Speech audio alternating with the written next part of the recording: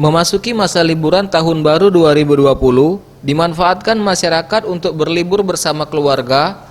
Objek wisata hutan Puntikayu menjadi pilihan untuk mengisi waktu libur. Selain menyediakan objek foto, di tempat ini juga terdapat wahana air serta kebun binatang mini dengan harga tiket masuk Rp10.000.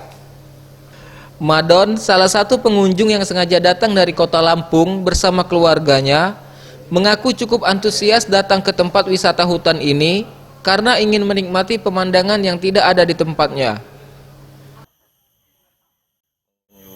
Tempat wisata di Puntikayu. Kalau tempat wisata ini udah bagus, udah layak lah. Cuman kurang terawat lah.